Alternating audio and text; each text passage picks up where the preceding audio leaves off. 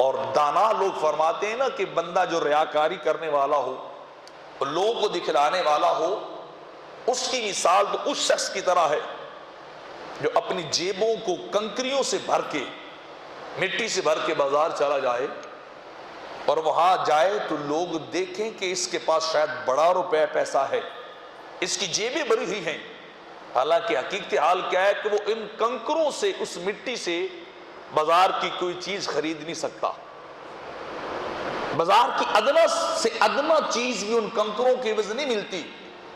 تو ریاکاری اور دکھلاوا کرنے والا شخص بعینہ ہی اسی طرح ہے کہ جب وہ ریاکاری کرتا ہے تو بظاہر تو یوں لگتا ہے کہ جیبیں اور نام اعمال بھرا ہوا ہے اعمال سے، لیکن وہ اعمال اس مٹی اور کنکر کی طرح ہیں جس سے بندہ کوئی چیز خرید نہیں سکتا، لے نہیں سکتا، بس اتنا فائدہ کہ لوگ واہ واہ کرتے ہیں، شاید اپنی جیبوں کو بھر کے آ رہا ہے، بڑا روپے پیسہ ہے، لیکن افسوس کہ وہ کسی کام کا نہیں ہے۔ تو اگر اعمال کے اندر ریاکاری ہو، لوگوں کا دکھلانا ہو کہ میں مسجد بنوا دوں تو لوگ وہاں تختی لگوا دوں، میں کوئی وہاں فلاح و بہبود کا کام کروا دوں اور وہاں اپنا نام لگوا دوں،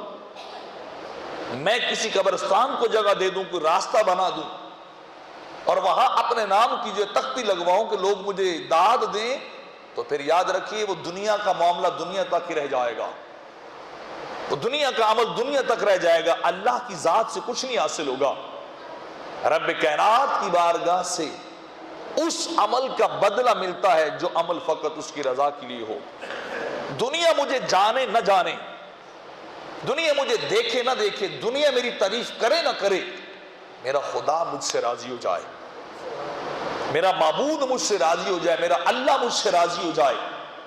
میرا خدا مجھ سے راضی ہو جائے، تو پھر وہ عمل انسان کی یا تو ترقی درجات کا سبب بنتا ہے یا انسان کی نجات کا سبب بنتا ہے، اللہ کے قرب کا جو ہے وہ سبب بنتا ہے۔ تو عمل وہ ہونا چاہیے جو ریا اور دکھلاوے سے خالی ہو۔